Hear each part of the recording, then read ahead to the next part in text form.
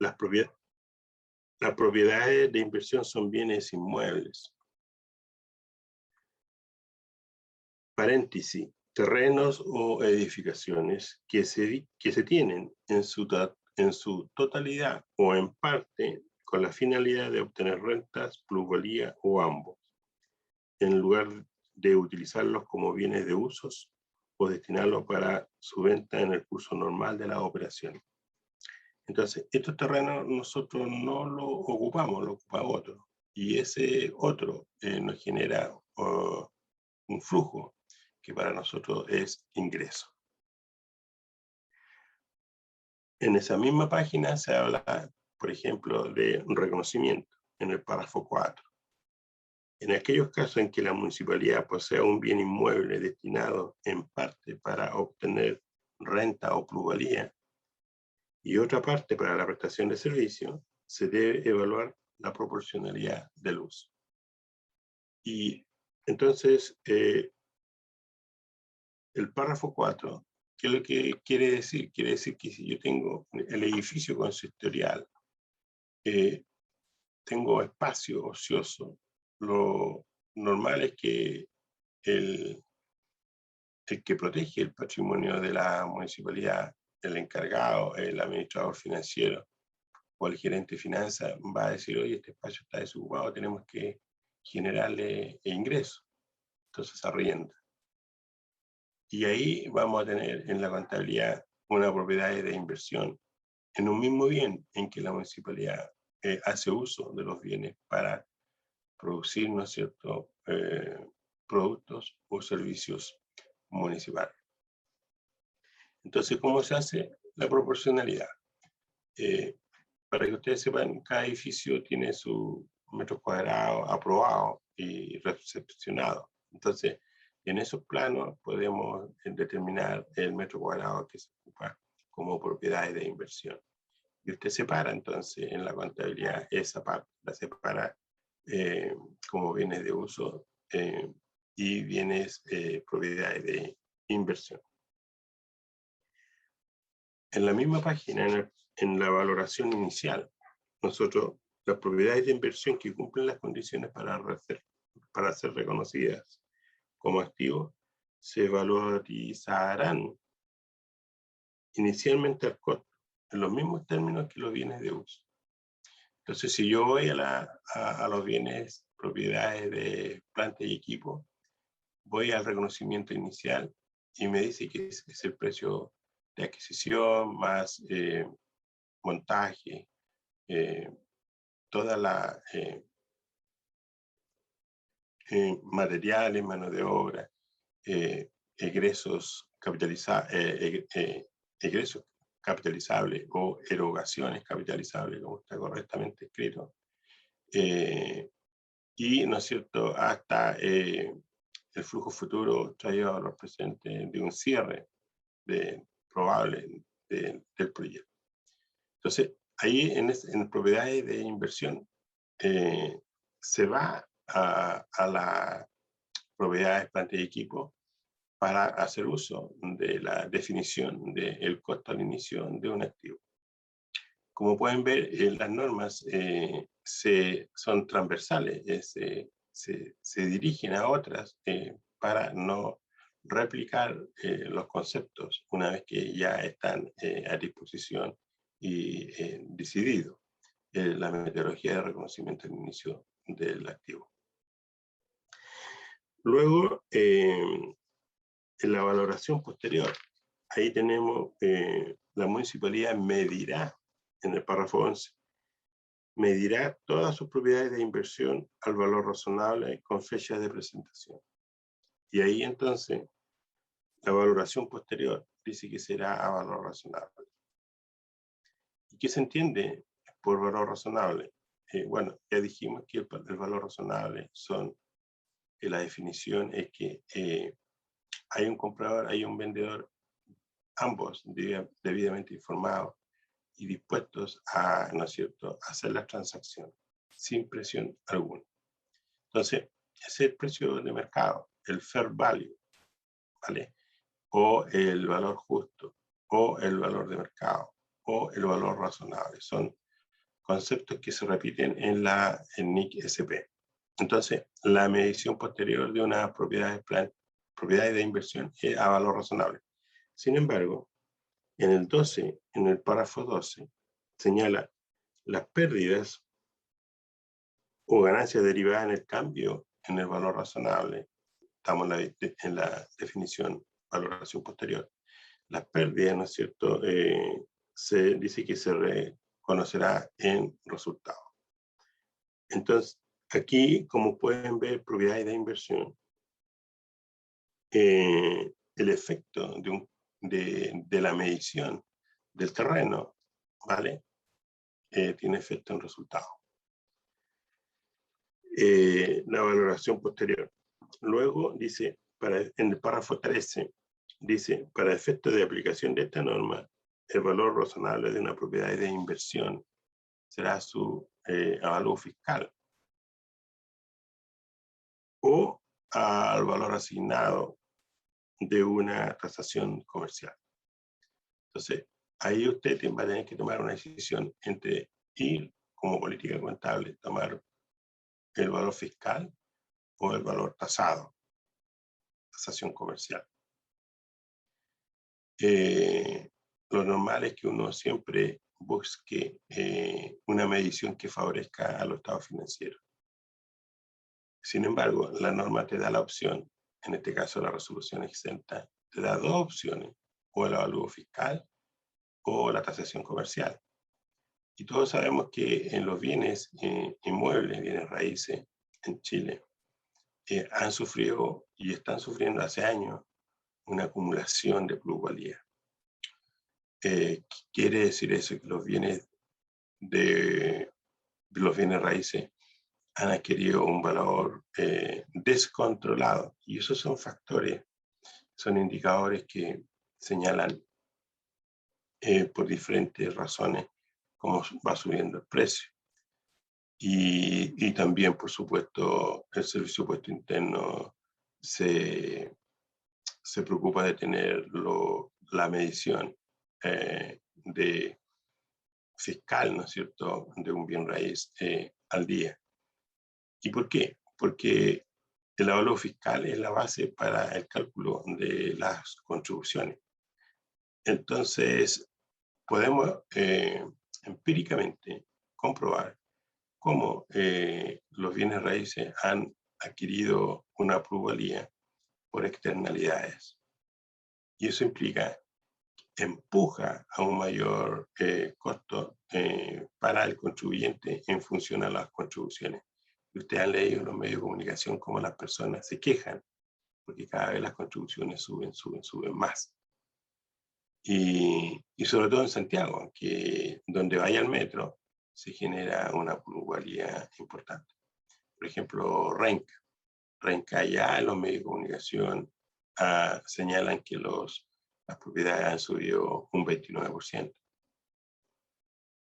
Imagínense una casa que tenía un valor antes del metro de 100 millones, hoy día está en 129 millones.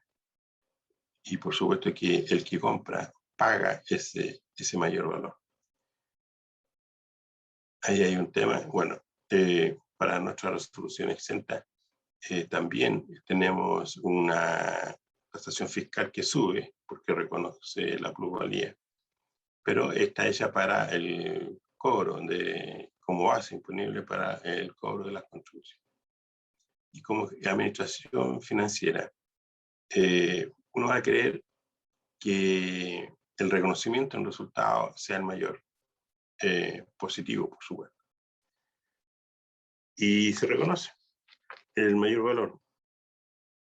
Entonces, también dice la resolución 3 que si yo decido como política medirme con la tasación fiscal con efecto en resultado, en el futuro, si veo que mi política no es la correcta, puedo decidir ir a una política de tasación comercial y reconocer el mayor valor en resultado. ¿Eso se puede hacer? Sí. Se puede hacer según la resolución 3. Luego, si usted a la fecha de ahora, por ejemplo, el 2021, decide valor comercial con efecto en resultado, en el futuro, si usted revisa de que no es lo más conveniente, entonces usted podría pensar, entonces me voy por el avalúo comercial. No, la norma dice que se debe mantener en tasación comercial. Y eso es una cosa que hay que conversarlo. ¿Cuál es la conveniencia? Cada municipalidad tiene sus propios bienes, sus propias propiedades de inversión. Y también sabe si tendrá o no plusvalía. Ahora, no siempre hay plusvalía en algunos bienes raíces, sobre todo cuando en Tiltil, por ejemplo, ese sector de la quinta región, ese sector ha sido asignado como zona crítica por efecto de industrias contaminantes. Y por supuesto que los propietarios de los terrenos y de la gente que vive ahí ha sufrido un deterioro importante de medioambiental, no solo eso, sino que también en la plusvalía de sus propiedades. Y la gente, por supuesto, cuando compran y después con el tiempo perciben de que vale menos lo que compraron hace años. Y al otro lado del país está una plusvalía positiva importante. Entonces uno cree que perdió valor su activo. Entonces, un vertedero, por ejemplo, que se acerque a la ciudad, es un problema para los dueños de bienes raíces. Bueno, la municipalidad le pasa exactamente lo mismo. Pierde valor su bien raíz. Y eso es lo que podemos decir entonces que en cuanto al terreno. Ahora, en la referencia, en la página 75, como yo les señalo, siempre hay que ir a la fuente. Y en la página 75 dice que las normas de propiedades de inversión se ha desarrollado fundamentalmente a partir de la resolución 16 del año 2015 y sus modificaciones, y de la NIC SP 16 y de la NIC SP 16. Entonces, yo siempre les pido a ustedes que usen la referencia, porque ahí ustedes verán cómo y dónde se llegó a un relato, ¿no es cierto?, en la resolución 3. Considerando entonces la resolución 16 del 2015 y la NIC SP 16 de NIC SP, más, ¿no es cierto?, el manual de pronunciamientos internacionales de contabilidad para el sector público, que es un documento que ustedes deben tener. En su oportunidad les indiqué que el manual de pronunciamientos internacionales de contabilidad para el sector público está en la web. Usted lo puede buscar con ese mismo nombre y le va a aparecer volumen 1, volumen 2, volumen 3, y usted lo baja. Ese es la madre de todo. Desde ahí nuestra Contraloría señala, toma información y la adapta a nuestro quehacer de nuestra contabilidad gubernamental. De esa resolución 16 del 2015, que ya está actualizada, entonces forma parte de la información de la resolución 3 en relación a las propiedades de inversión. Y con eso cerramos el ciclo de las propiedades de inversión. Entonces, resolución 3, NIC SP 16, resolución 16 del 2015 actualizada, y estamos con la biblioteca al día para que podamos trabajar tranquilos.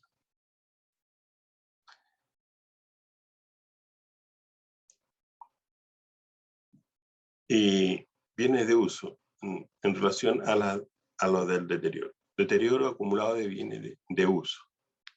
Entonces, comprende el monto acumulado de deterioro por las pérdidas en el potencial de servicio futuro del bien adicional y diferente del reconocimiento anual de las pérdidas por depreciación.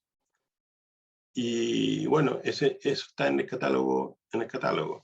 Y en el nivel 1 tenemos la 148, el deterioro acumulado de vehículos. Como yo les expliqué, recuerden que en este catálogo, el 149 habla de la depreciación acumulada. Entonces, la 148, el deterioro, está antes de la depreciación acumulada. Sin embargo, en la presentación, en los estados financieros, el deterioro acumulado se representa a continuación de la depreciación acumulada. Un pequeño detalle para que ustedes lo tengan en mente como una interrogación, un signo de interrogación, ¿cierto? Pero no es más que eso, no altera el valor libro del activo. Luego vamos a tener el valor libro. Una vez que tenemos el valor de compra o costo inicial, tenemos la depreciación acumulada y luego tenemos el deterioro acumulado. Y esas diferencias nos genera un valor libro con deterioro. ¿Vale? Entonces, ¿qué representa el deterioro acumulado de vehículos? Ustedes saben que cuando hay deterioro, la contracuenta es deterioro acumulado, ¿verdad? Deterioro acumulado del activo. Deterioro del activo es una cuenta de resultados y deterioro acumulado del activo es una cuenta complementaria de activo. Y por eso es que mantiene su naturaleza 148. Recuerden que el deterioro acumulado de vehículo es una cuenta complementaria de activo y su saldo es acreedor. Y representa, ¿no es cierto?, el deterioro de cada periodo. Representa, ¿no es cierto?, el deterioro de cada periodo. También deben saber que el deterioro se recupera y se recuperará hasta el valor libro del activo sin deterioro.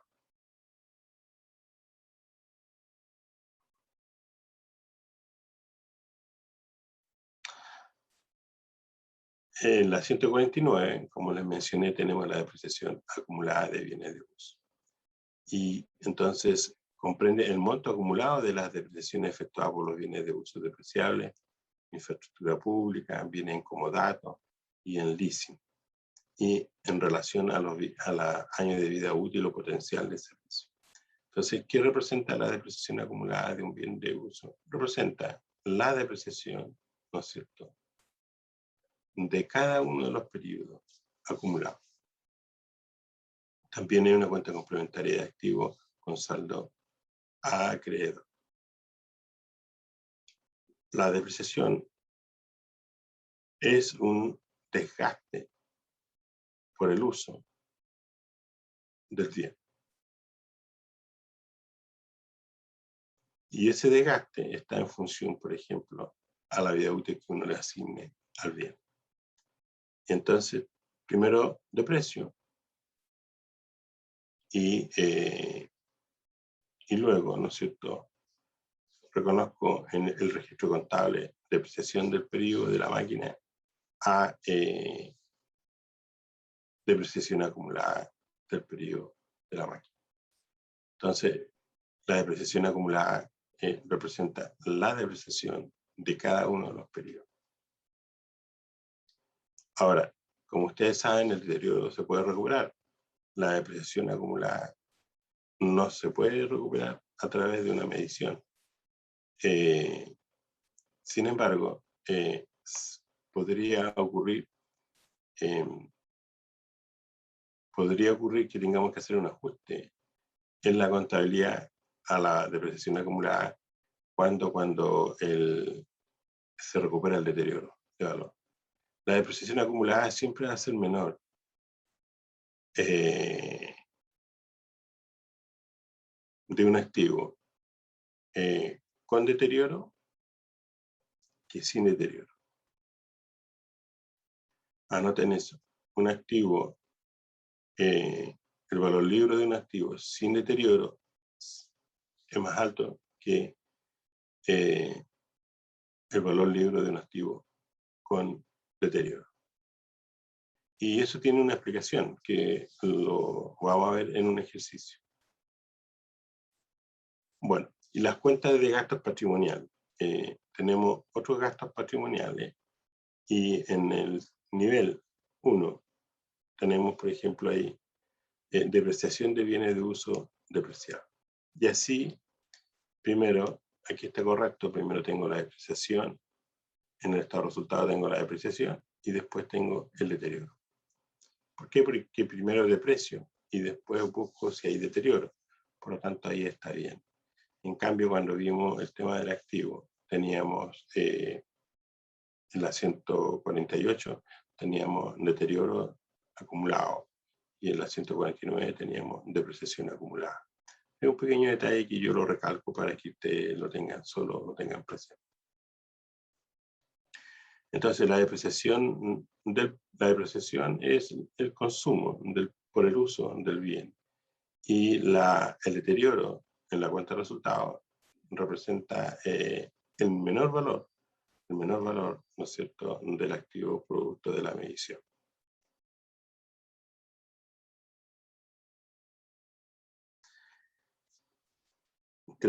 Tempranito vamos a trabajar. Bueno, esto está, para contestar 5 preguntas, está en los bienes de uso, entre la página 49 a la 58. Así que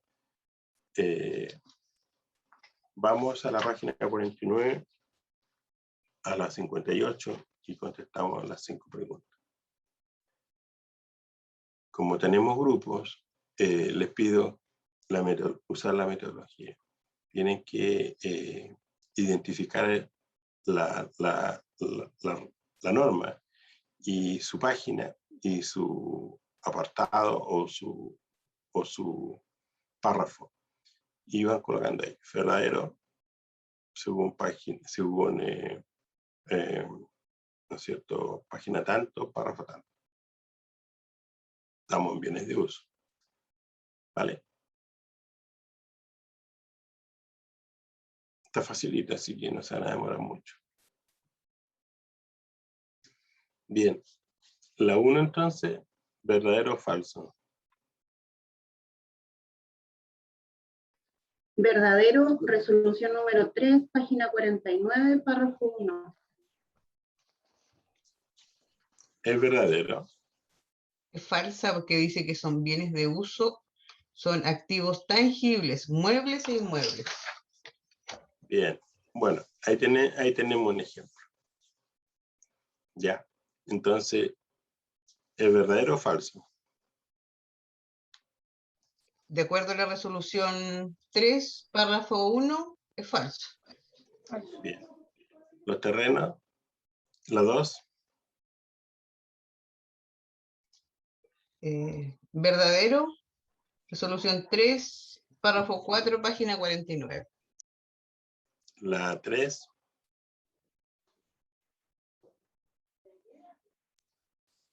Falsa. Según la resolución 3, párrafo 6, página 49, que dice que su costo será reconocido por su costo unitario de adquisición cuando sea mayor a 3 UTM.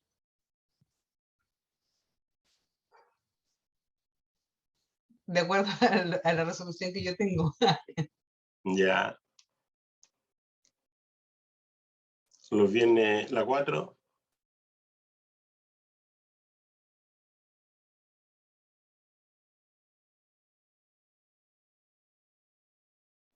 Falso, resolución número 3, página 51, párrafo 16, porque no se incorporan a los bienes de uso.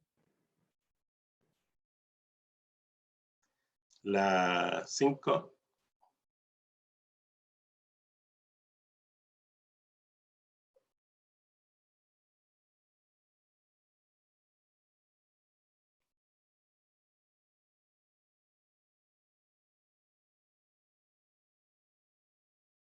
¿Es falsa, profesor?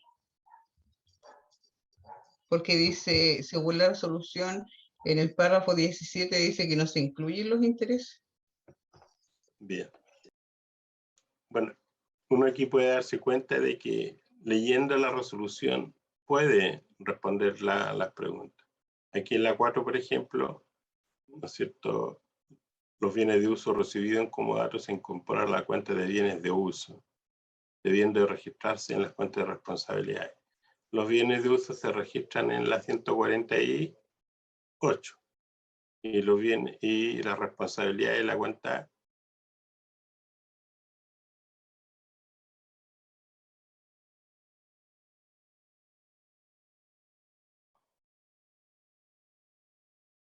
¿cuál cuenta utilizan ustedes? Las responsabilidades. La última, ¿no es cierto? Según el catálogo de plan de cuenta. Ya, ahí estaría, entonces, esa sería como la forma de responder.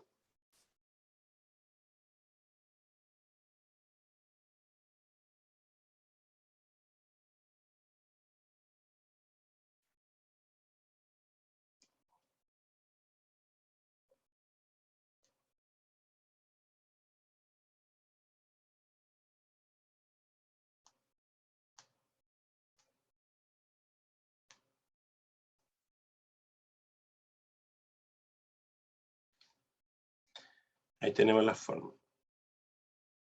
Bien, los activos intangibles. También aquí tenemos una norma que está en la NIC SP 31, activos intangibles. Yo le insisto,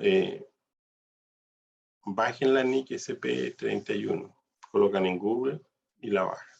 Y cuando tengan tiempo, lo guardan y cuando tengan tiempo, lo pueden ocupar como material complementario a la resolución que ustedes tengan. En la medida que vamos ampliando conocimiento, nos damos o estamos más seguros en las conversaciones que tenemos a veces con respecto a la presentación de los estados financieros. Entonces, sabemos que los activos intangibles son activos inmateriales, que es un activo que lo utilizamos para la producción de productos o servicios, que su costo al inicio es el precio de adquisición más cualquier desembolso capitalizable que, ¿no es cierto?, genere el activo. La medición posterior dice que es al costo. Por lo tanto, eso quiere decir que el activo, una vez que se amortiza por el uso, busca deterioro. Y habrá deterioro cuando el valor líquido del activo intangible esté más alto que su valor de mercado. Recuerden, los activos intangibles tienen vida útil finita, infinita. Y si es finita, se amortiza y busca deterioro. En cambio, el infinito no se amortiza. Entonces, en esta NIC 31, activo intangible, que nosotros la tenemos en nuestra resolución 3, en la página 61. Y ahí habla, ¿no es cierto?, de activos generados internamente. Entonces tenemos activo adquirido, activo intangible adquirido y activo intangible generado internamente. Tenemos activo intangible con vida útil finita y con vida útil infinita. Y la valoración inicial, ¿no es cierto? Estamos aquí en el reconocimiento. Primero que todo, ¿no es cierto?, la estructura de la resolución 3 para los activos intangibles comienza por el concepto y después por el concepto es la definición de un activo intangible. Y los activos intangibles son aquellos activos identificables de carácter no monetario y sin apariencia física. Eso es lo primero. Y en el párrafo A dice que controla la municipalidad. ¿Por qué? Porque la norma habla del control sobre un activo.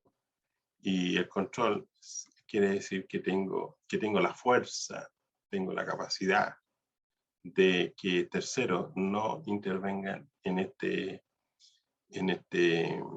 flujo. Ahora, la pregunta que uno se hace, profe, ¿y cuándo pierdo el control? ¿Cuándo pierde la capacidad de proteger el flujo? Pero eso, ¿cómo lo protejo? Lo normal es que no tengo, al prestar servicio, el flujo debiera llegar. Lo que pasa es que no siempre llega.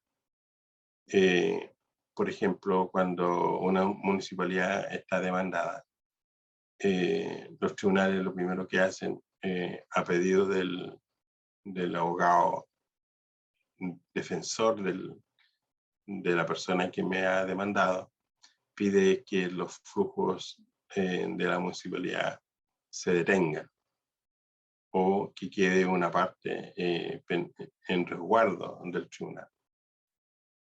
Y eso implica que perdí el control.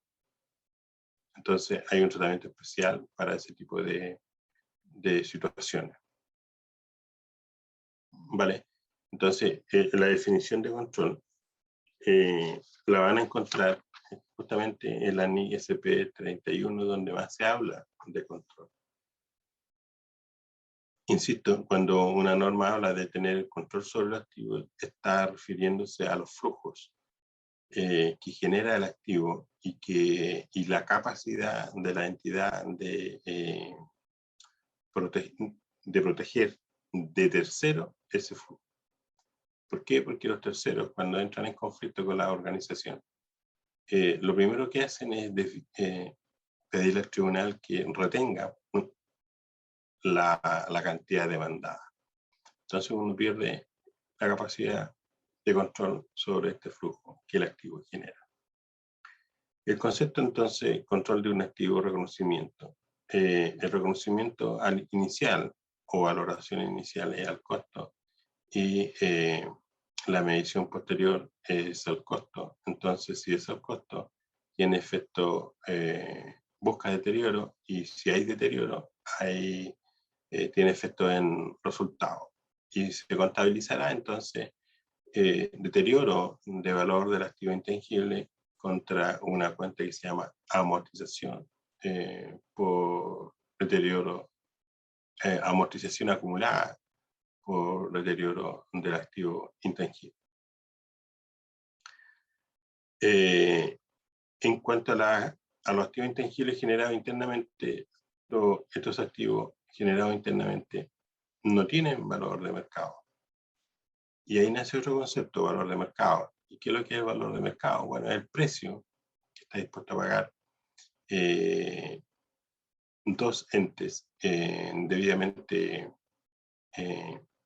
informados que transan un precio y sin presión alguna. Bueno, ese precio de mercado de un activo intangible generado internamente no es posible, no es confiable. ¿Por qué? Porque no se transa en el mercado. ¿Por qué? Porque no se transa en el mercado. Si no se transa en el mercado, no tienen precio de mercado. Entonces, ¿cómo lo hago para compararme si tengo deterioro? Bueno, la norma habla de el valor de reposición o flujo futuro descontado. ¿Ya? Y también habla del monto mayor entre el importe recuperable y su valor de uso. Ahora bien, el valor de uso, como vemos, son flujos futuros traídos a valor presente.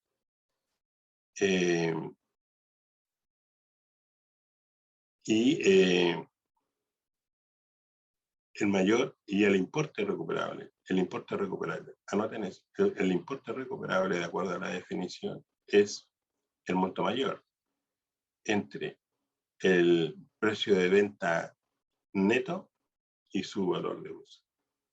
Ahora, el precio de venta es el precio probable que yo pueda vender el activo. Entonces, y siempre la norma reconoce de que hay un probable gasto en la venta del activo. Entonces, el precio de venta neto es el precio de venta menos la comisión de vender. Entonces, ese monto, comparado con el valor de uso, elijo el monto mayor, y este monto mayor lo comparo con el valor libro. Y si el valor libro está más alto que este monto determinado, entonces tengo deterioro. Bonita. Pero bueno, vamos, espero, en este día vamos a hacer ejercicios sobre eso para que ustedes se vayan entrenando, porque el viernes tienen una medición y entonces tenemos que empezar a entrenarnos para que les vaya bien. Entonces, estas erogaciones capitalizables forman parte del activo. Acuérdense que el lunes conversábamos sobre el reconocimiento de los activos patrimoniales de difícil medición a la fecha de la convergencia. Entonces, hay activos que, por ejemplo, patrimonio cultural, ¿cuánto vale? Un cuadro de un pintor, ¿cuánto vale? Entonces, hay activos que son poco transados, ¿no es cierto? Porque tienen un valor simbólico. Una estatua, por ejemplo, en la cual la municipalidad tenga el control y tenga que incorporarlo. Una escultura, ¿no es cierto?, tenga que incorporarlo a los estados financieros. Pero ¿cuánto vale eso? La norma dice, bueno, si es difícil determinar cuánto vale, reconozca un peso. Pero después, ¿no es cierto?, yo necesito aplicar mejoras al patrimonio, a ese activo. Bueno, porque existe y está registrado en la contabilidad, entonces puedo capitalizarlo sin tener que llevarlo a gasto. Por supuesto que siempre hay que diferenciar lo que es una mejora, lo que es una adición, con lo que es mantención. Si yo la escultura la pinto, claramente que eso es gasto. Entonces, esas erogaciones capitalizables no son gastos, son erogaciones que generan una mejor, o quiero decir, un mayor valor, un aumento en la productividad, un aumento en la vida útil del bien. Esas son las definiciones de una mejora y de una adición. Son desembolsos que en el activo que permitirán que el activo tenga o ampliar la vida útil o generará, ¿no es cierto?, un mayor flujo producto de el mayor rendimiento. Clasificación de los activos intangibles en función de su vida útil. Bueno, acá en la resolución 3, la NIC 31, si usted ingresa a la NIC 31, no va a encontrar vida útil propuesta por la norma. Sin embargo, nosotros en la resolución 3 sí tenemos una tabla, ¿no es cierto?, referencial de vidas útiles para el activo intangible, y le asigna 5 años. Como ven, la amortización de los activos intangibles con su vida útil finita y la amortización de activos intangibles con vida útil indefinida. Si es finita, se amortiza. Si es indefinida, no se amortiza. Disminuciones de los activos intangibles, ¿no es cierto? Esto ocurre cuando tenemos deterioro. El valor libro va bajando de valor.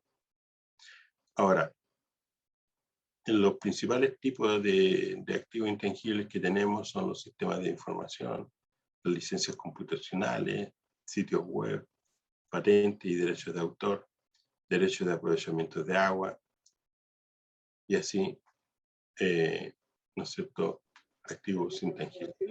Derechos de aprovechamiento de agua, patentes y derechos de autor son poco comunes, pero probablemente muchos de ustedes, muchas municipalidades tienen activos, ¿no es cierto?, por ejemplo, derechos de agua, ¿no es cierto?, Maipú. Profesor, Maipú, ¿sí? parece que no se está proyectando la imagen de lo que ¿Cómo va que no? exponiendo. Sí. Se ve, está bien. O sea, no va avanzando, perdón, no es que no se esté proyectando. No, pues sí, no avanza. Estamos en la 55, Ah, ya, perfecto. aquí. Lo que pasa es que después viene lo que De estamos... hecho, no está la 55 en pantalla. Está la 53. Yo veo la 55 en pantalla. Ah, ya, entonces yo tengo problema acá. Muchas gracias.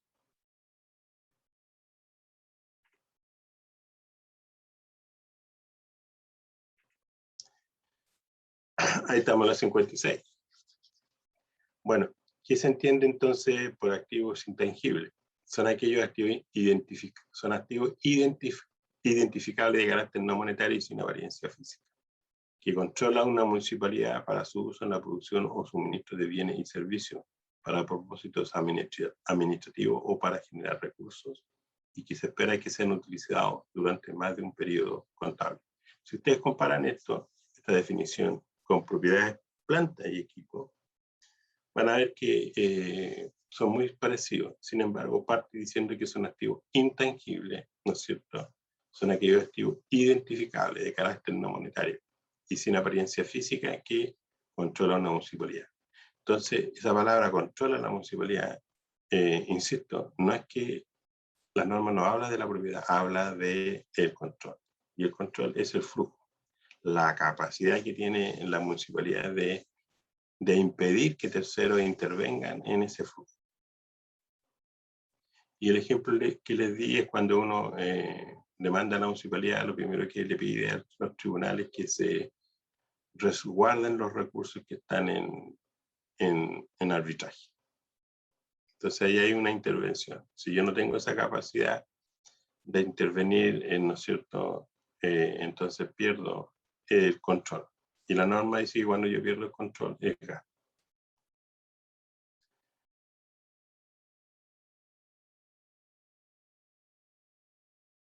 Bueno, cuando un activo intangible es identificable, cuando es separable, es decir, susceptible de ser vendido, transferido, arrendado o intercambiado, ya sea individualmente o como parte de un contrato asociado a un activo o pasivo, con el que guarde relación independiente que la municipalidad tenga intención de separarlo, o surge de acuerdos vinculantes, con independencia de que esos derechos sean transferibles o separables de la municipalidad o de otros derechos y obligaciones. Yo creo que en el tema de los activos intangibles es una oportunidad, por ejemplo, para las municipalidades de ahorrar dinero. Dada la experiencia y el campo y alcance que tiene la municipalidad. En mi opinión personal, yo creo que llegó la hora de que las municipalidades se comporten como organismos también generadores de flujo, pero más allá de lo esperado. Más allá de lo esperado. Yo creo que en alguna oportunidad tengo que haber dicho de que una municipalidad debe trabajar mancomunadamente con sus universidades o con las fábricas que están en el sector. Y eso no ocurre. Y debería ocurrir. Porque no solo es un administrador de un presupuesto que le llega a través del presupuesto de la nación, sino que además es generadora de flujos por los servicios que presta. Pero eso es como lo mínimo. Sin embargo, está la ley como para que una municipalidad haga alianzas con empresas y universidades donde se generan las investigaciones y desarrollo de nuevos productos o servicios. Y por supuesto, la municipalidad forma parte de esa investigación y desarrollo. Y que en el futuro le puede generar importantes ingresos, producto del derecho que tiene sobre eso, el activo intangible. Creo que ahí falta una asesoría adecuada y dirigida hacia el mercado, porque la municipalidad es una buena parte del mercado, es un ente competidor con el mundo privado. Pero hay que comportarse como, ¿no es cierto?, como un ente que también quiere generar flujos permanentes a través del tiempo. Le voy a dar un ejemplo.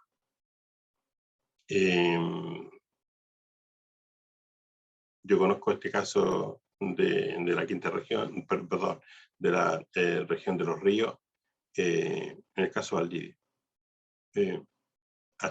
Cuando uno lee los medios de comunicación y ve, ¿no es cierto?, que hay una alianza entre la Municipalidad de Valdivia y la Universidad Austral.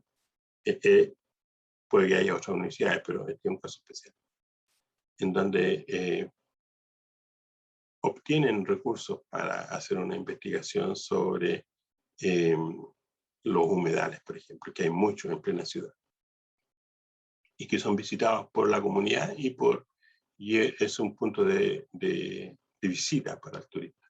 Entonces, en el verano los turistas que llegan y toman este paquete de rutas que hay que conocer. Los humedales son un factor importante. Bueno, y se hacen inversiones, pero ese dinero, la alianza, primero que todo, es la investigación sobre el interés ciudadano de las mejoras en la humedad. Se recoge la información, ustedes saben, eso es carísimo. Después se hace la planificación del mejoramiento de la infraestructura, también es carísimo, cosa que la municipalidad no tiene esa área, ¿no es cierto?, desarrollada como lo tiene la universidad. Bueno, lo lógico es la alianza. Ahora, primero, ¿cómo se justifica la alianza? Hay una necesidad, esa necesidad para satisfacerla se hace a través de investigación y desarrollo. La investigación tiene costos, el desarrollo tiene costos. Y después que está esa fase, se concluye de que sí hay que hacer inversiones.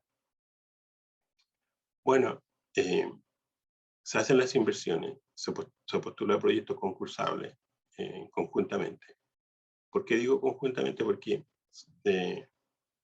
los humedales en la municipalidad tienen control. Entonces, si la municipalidad tiene control, cualquier cosa que se intervenga en ese sector, la municipalidad tiene que dar autorización. Así que, por esa razón, el proyecto concursable se gana, que son mucho dinero, y se construye el mejoramiento. Y la gente dice, oh, qué hermoso, y la verdad es que bonito, es una cuestión bien ambiciosa. Ya, perfecto. Y después comienza la gente, como, ¿no es cierto?, ustedes ya deben saber, la gente habla, ¿y por qué gastaron tanto dinero en esto? Bueno, la investigación señala de que el hacer mejorar va a atraer a más personas y le va a cambiar la vida al entorno. Y eso es producto de una investigación conductual de las personas. Y ya esto es un proyecto de muchos años que va por etapas. Entonces no es una cosa que se haya hecho en un año, sino que todavía se está construyendo y ya llevamos como 6, 7 años, fácil. Pero se van terminando las etapas y se van entregando. Y se detecta que la gente se acerca mucho a ese lugar, gente del sector. Y por supuesto que todo el turista que llega en la época de verano o de invierno son puntos que hay que ir a conocer y a la gente le gusta mucho. Entonces, ¿cómo yo justifico la inversión? Bueno, es que antes venían 2 personas y ahora vienen 100 personas. Y eso sí lo separo, esa inversión lo separo por la satisfacción, el grado de satisfacción que la persona tiene al ver esta nueva infraestructura y con acceso más y mejor al humedal. Porque ¿qué es lo que le ofrece el humedal?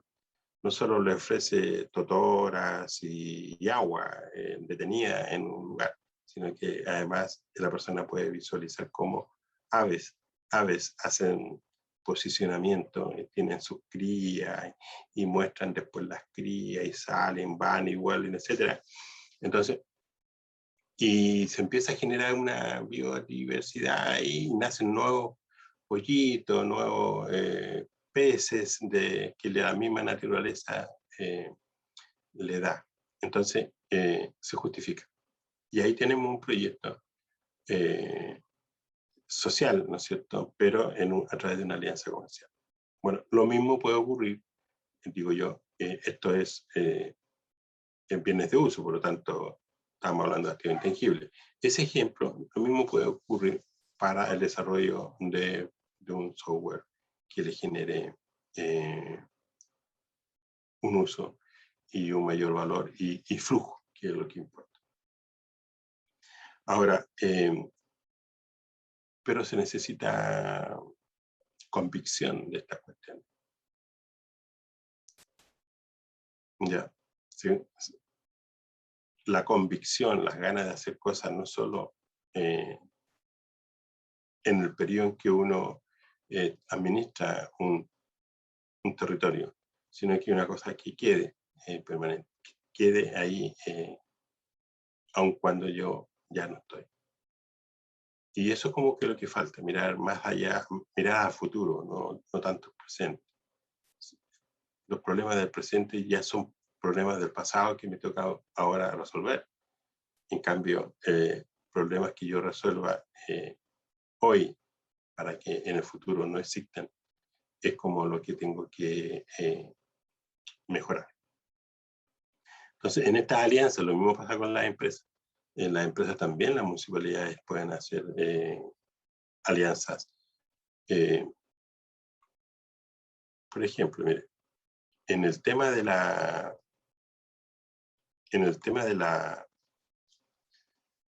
no, creo que lo conversamos acá, pero en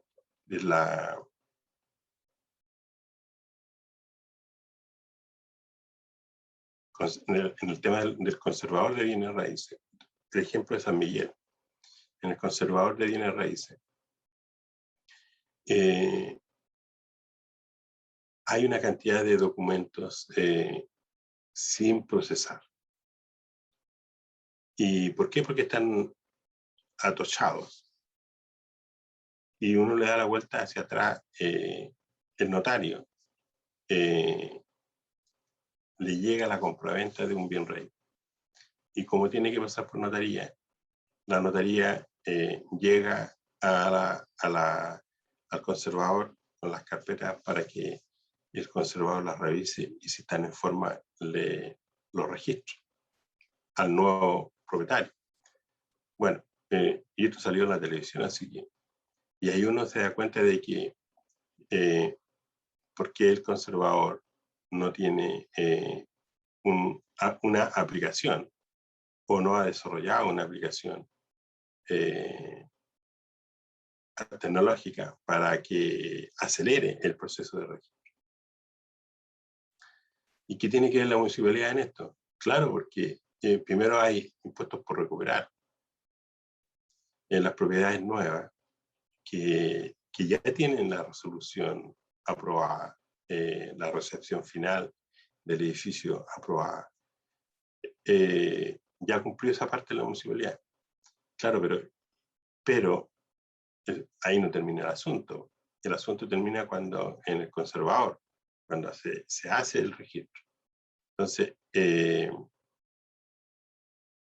ese minuto, la municipalidad deja de recibir contribución.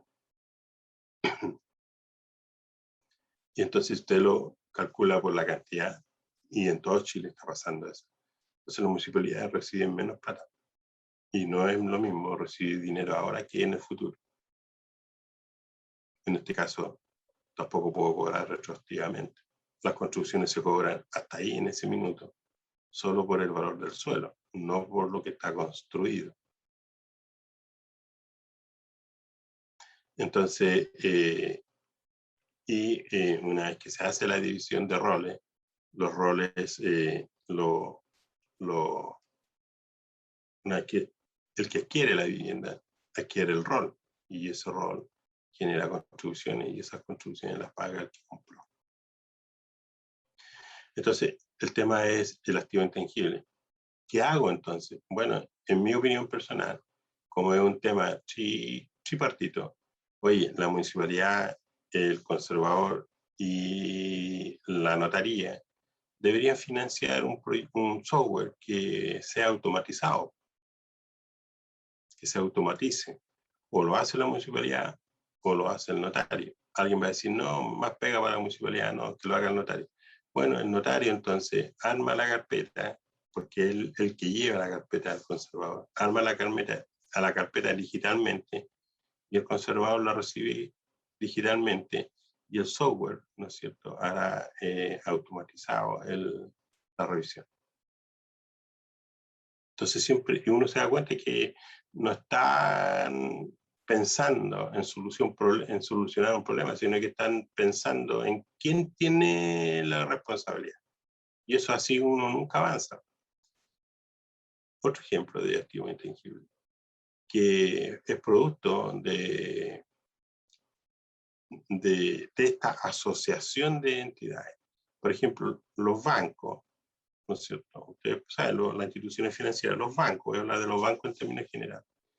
Los bancos, antes nosotros teníamos que, al pagar las cotizaciones, era un lío porque las planillas, alguien de ustedes se debe estar acordando, el ciento de planillas que al final era una maleta con un cheque, ¿no es cierto?, de documentos en que se iba a pagar las cotizaciones. Y a veces uno se equivocaba o escribía mal, qué sé yo. Una burocracia no. Entonces los bancos dijeron, no, ¿por qué no hacemos un software para que al final todos se hagan las transacciones correspondientes? Y se hizo un software en donde empezamos de a poquito, ¿no es cierto?, a ingresar los datos y a pagar en forma tecnológica. Bueno, hoy día ya no existen las planillas. Y al minuto, y los bancos no tienen estos problemas de cuenta, digamos, de hacer los traspasos. Bueno, ese software hoy día es un activo intangible, y ahora nace PriviRed, ¿no es cierto? Y todos entregaron sus derechos, pero tienen derechos. Y si hubiera participado la municipalidad por el uso de PriviRed, estaría recibiendo ingresos. Entonces hay que mirar las cosas más allá. Las oportunidades de negocio deben estar en la mente de la municipalidad. Aun cuando leímos por ahí de que no es el ánimo de la ganancia.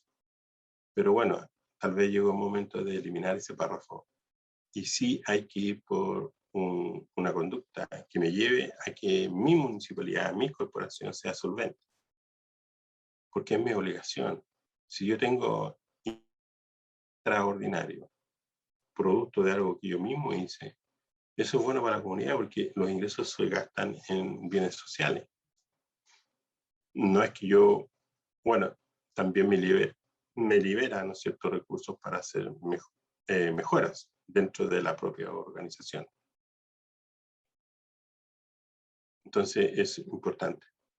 Y como corporación municipal, yo sé que es así. tengo derecho a postular a proyectos concursables que son de alto monto. Sin embargo, no todas las municipales postulan a proyectos concursables. No sé por qué. Pero ya me lo imagino que es lo mismo que estábamos hablando en producto de estas alianzas en entidades comerciales, que le generarán flujo futuro. Me imagino que no está dentro de la política de la administración general. Pero, insisto, eso como que hay que cambiarlo.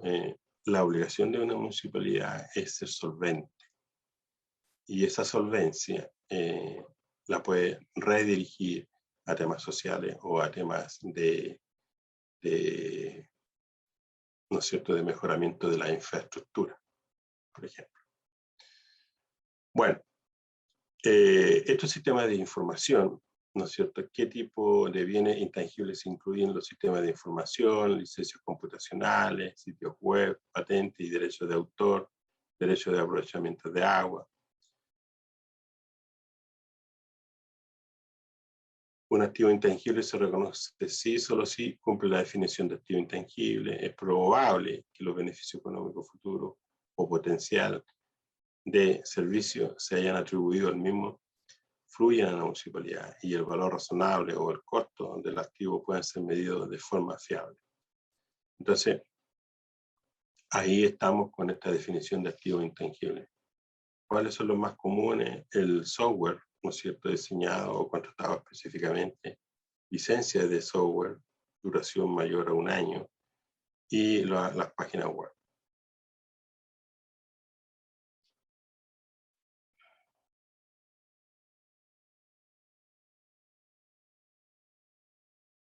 Bueno, en cuanto al activo intangible, entonces, su valoración inicial se medirá inicialmente por su costo de adquisición o su costo de desarrollo.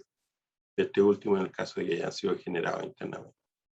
Y la posterior, ¿no es cierto?, se registra su valor inicial, incrementado por todas las erogaciones capitalizables, menos la amortización acumulada y las pérdidas por deterioro del valor. Este incrementado por todas las erogaciones capitalizables, bueno, primero que todo tiene que existir el activo intangible para que cualquier erogación capitalizable en esa dirección pueda ser capitalizada. Si no existe el activo intangible y hay erogaciones para este activo, no es posible reconocerlo como activo, este desembolso, dado que no existe el activo intangible. Y esto sucede mucho cuando tenemos activos intangibles generados internamente. Recuerden que la norma habla de que los activos intangibles en la fase de investigación y desarrollo acá. Entonces es probable que haya ocurrido de que ustedes el activo intangible, todos los desembolsos, lo hayan llevado a gasto y estén usando el activo intangible. Y hoy es la oportunidad de, a través de la implementación, de medir ese activo intangible y reconocerlo en el activo. Al 31 de diciembre del 2020, si ustedes tuvieron activo intangible generado internamente y lo llevaron a gasto, entonces, bueno, y el activo intangible se desarrolló y ustedes lo están utilizando. Eso quiere decir que entonces se puede levantar y valorizar y cuantificar y se reconoce en el activo intangible como activo intangible, producto de la convergencia. Y eso va a tener una contracuenta que es adopción por primera vez de una cuenta patrimonial, donde se incorpora al catálogo de cuentas que ustedes lo van a utilizar para este reconocimiento. Bueno, hablamos de la vida útil finita, indefinida, y la vida útil indefinida se considerará cuando sobre las bases de un análisis de todos los factores relevantes no exista un análisis previsible al periodo a lo largo de la vida, de la cual se espera que el activo genere entradas de flujos netos de efectivo o proporcione potencial de servicio para la municipalidad. O sea, utilizando en la producción de bienes y servicios.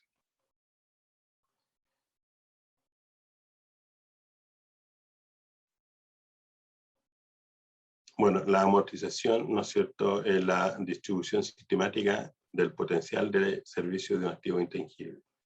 Y comenzará cuando el activo esté disponible para su uso. El método más usado es el método lineal. El activo intangible, ¿qué se debe evaluar para aplicar el deterioro? Para registrar, entonces, los activos se deben aplicar los mismos principios establecidos en la norma de bienes de uso. Entonces, aquí tenemos un ejemplo donde me lleva a los bienes de uso. Y los bienes de uso son, ¿no es cierto?, estos bienes que nosotros tenemos en la resolución 3. Sin embargo, si también puedo, en el fondo está diciendo, mire, de la NIC SP31, váyase a la NIC 30, a la NIC 17, propiedades plantilla. Eso está diciendo. Vaya ahí y vea, ¿no es cierto?, el método de la depreciación. Acá, como son intangibles, se utiliza el concepto de amortización. Entonces, si la vida útil es finita, se debe evaluar el deterioro solamente si existe indicio. Eso es súper importante porque si la vida útil es finita, se debe evaluar el deterioro solamente si existen indicios. ¿Y qué son los indicios? Ahí tenemos otro concepto, indicios. Indicios son, la norma habla de factores externos e internos, que hacen que el activo se desvalorice. Por ejemplo, ¿no es cierto?, un factor de uso que incida en el valor del activo es el desuso o la tecnología, ¿no es cierto?, actual deja cierto software de alguna manera obsoleto. Entonces, normalmente el usuario detecta eso muy tempranamente. Uno dice, no sé si han escuchado, se pegó al computador, uno está trabajando tranquilo, se pegó al computador y reiniciar y lo perdí. Entonces eso es un indicio interno en que jefe, esta cuestión se pegó y tuve que rehacer y perdí toda la mañana trabajando, etcétera. Bueno, entonces hay factores internos como factores externos que inciden en el deterioro de un activo. Otra variable, otro factor interno, el medio ambiente. Si hay humedad, por ejemplo, afecta las herramientas y equipos para trabajar. Si hay contaminación, también el polvo, por ejemplo, deteriora muchísimo los bienes. Cuando el software está construido sobre algoritmos que ya dejan de utilizarse, claramente también tenemos un problema. Entonces, existen factores internos y externos que hagan que el activo, al haber indicio, le aplico el test del deterioro. Eso. Si la vida útil es indefinida, se debe evaluar cada año al término del ejercicio, independiente si existen indicios. Entonces vamos por 5 preguntas. Está en la resolución 3, entre la página 61 a la 71. Entonces, vamos grupo, hay que motivarse. Grupo 1, entonces. Grupo 1. O la 1.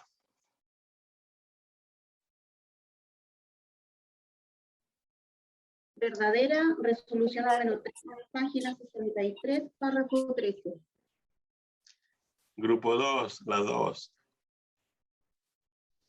Yo no soy del grupo Profesor. 1.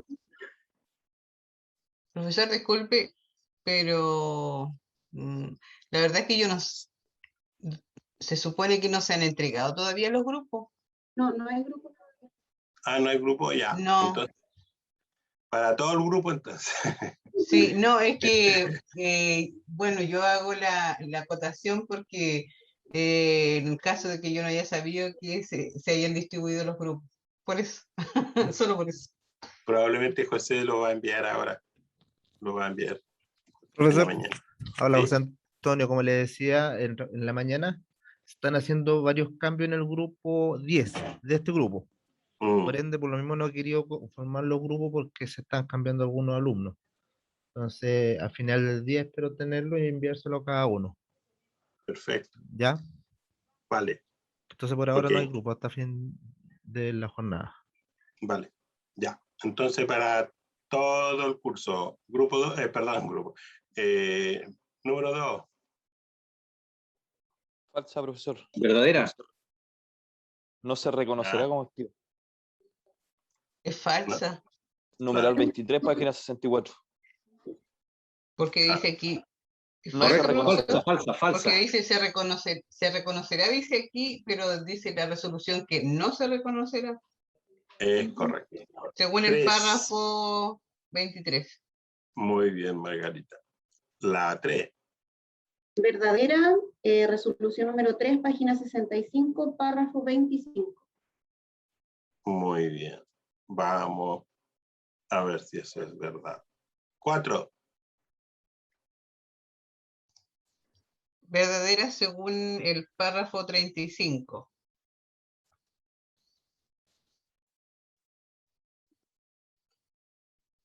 5.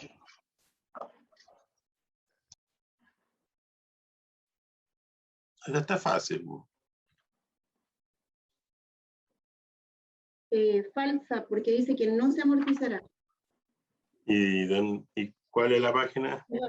Página 67, párrafo 47. 45. Bien. 45. Muy bien. Disculpe, profesor, una duda respecto de lo que decía una colega delante, que no coincidían la proyección que usted estaba dando con el número bueno, de acuerdo a lo que yo tengo impreso, coincido con ella porque usted proyecta, por ejemplo, proyectó delante la 65 y creo que, bueno, yo tenía como 2 páginas anteriores. Es la misma proyección, pero el número es diferente. ¿Será que hay un error de numeración o será que el apunte no coincide con el que yo tengo? Porque yo lo obtuve de la página, del curso donde estamos nosotros. Sí. No, mira, puede ser que no haya simetría en la presentación con lo que ustedes tienen. Lo que pasa es que como los cursos han ido, hemos ido avanzando con los cursos, entonces ustedes son... anteriormente hay otros cursos, entonces uno va haciendo unos movimientos en las láminas, pero no son significativos. Entonces, lo que tienen que colocar atención aquí nomás con lo que con lo que yo presento, pero igual su presentación la deben tener, bajar y estudiar. No tanto la metodología es estar aquí presente revisando estas láminas y anotar en su texto aquellas cosas que no están en las láminas. Entonces, sobre todo cuando yo le digo, anoten esto. Eso. Así que no es que estén perdiendo algo, ni mucho menos. Lo mismo Gracias, para profesor. lo mismo para las personas que están trabajando no con el texto de la Contraloría, sino que están con lo que está arriba en la biblioteca nacional. Entonces, obviamente no van a coincidir ahí el número de páginas. pero sí en cuanto a contenido. Eso. Bueno, entonces, y yo siempre les digo, mire, sáquele foto a esto. Entonces, después tienen tiempo para revisar su texto y hacerle un complemento. Ahora, yo hago eso porque soy de la idea de que los cursos que vienen, siempre producto de la experiencia anterior, uno va mejorando, le va colocando su cosecha. Y eso. Entonces, no es que estén perdiendo contenido, simplemente es son movimientos de lámina. Bueno, esta es la forma de responder, ¿ya? Y yo les digo, yo les insisto, mire, cuando se junten en reuniones para tratar temas puntuales en contabilidad, siempre lleguen con su texto y refiéranse al texto. Hagan ese esfuerzo, hagan un cambio de forma de trabajar en contabilidad, se necesita urgente.